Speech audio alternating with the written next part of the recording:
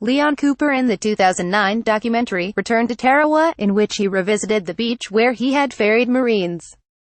He found that it had become a dump, strewn with trash, and fought to have it restored.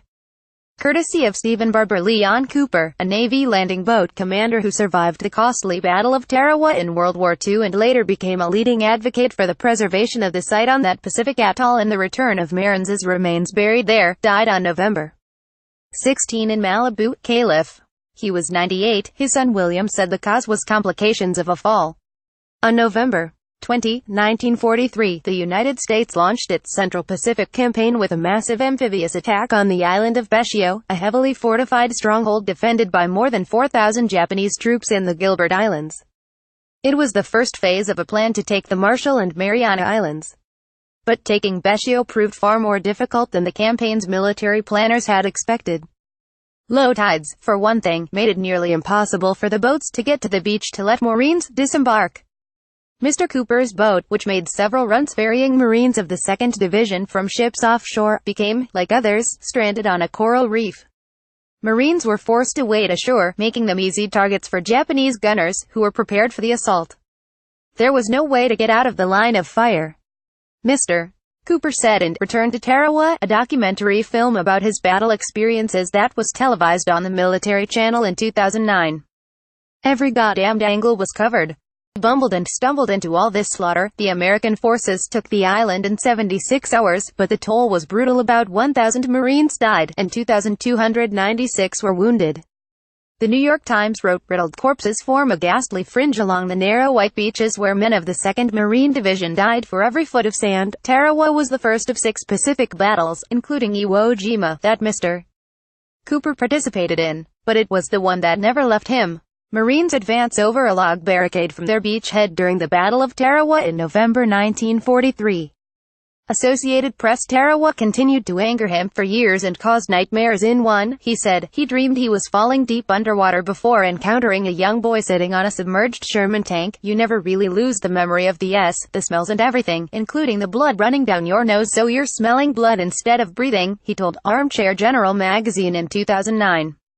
His return to Tarawa for the documentary in 2008 brought back a flood of memories as he walked the beach where he had carried Marines into ferocious Japanese crossfire. I smell the stench of those bodies rotting in the sun, he said. It still comes back to me. Leon Cooper was born on October 23, 1919, in Chicago. His father, William Sr., owned gas stations and was later a bookkeeper. His mother, the former Rachel Rossman, was a homemaker who became a saleswoman at Lane Bryant after ulcers made her husband too ill to continue working. To help his once prosperous family make ends meet, Leon became a caddy and his brother William Jr. a prizefighter. M.R. Cooper enlisted in the wartime Navy after graduating from the University of Illinois with a degree in government, finance and accounting. After the war, his family said, Mr. Cooper held federal and state government jobs, started a computer training school and was an executive at Teledyne and Litton Industries. He later helped invent a smoke detector tester and sold it for many years through his company, Home Safeguard Industries. In the 1990s he began to write books, all but one about war. While researching The War in the Pacific, a retrospective 2006, he learned that Red Beach on Bescio, where he had delivered Marines, had become a dump, strewn with trash and in some places human excrement. Garbage lay everywhere on what to me was hallowed ground, where I saw so many of my countrymen killed or wounded by Japanese, he said in the Armchair General interview. Revisiting his past kindled Mr. Cooper's late-in-life activism, which suited his gregarious, blunt-spoken and profane personality. M.R. Cooper on the island of Tarawa, beside a monument recalling the costly battle fought there in World War II. Courtesy of Steven Barber. Disgusted by the conditions on the beach, he began contacting members of Congress to authorize funding to clean it up, a campaign that has not yet succeeded.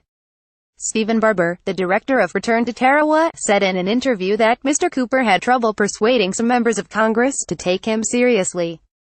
In an attempt to lobby Senator Dianne Feinstein, Democrat of California, he said, Leon was beating on her door screaming, "Throw some alms to the poor," but Representative Henry Waxman, another California Democrat, was more sympathetic. In remarks in 2006 in the Congressional Record praising Mr. Cooper, Mr.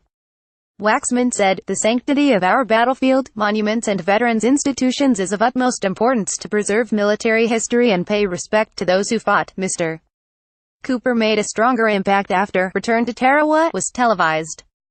It showed him, dismayed but relentless, walking the beach and spotting old gun emplacements and other artifacts of the battle, talking to local government officials of the Republic of Kiribati, of which Tarawa is part, and meeting people who had uncovered marine remains. "You look down in the ground," he said in the film, "and you see the mortal remains of somebody, Japanese or American."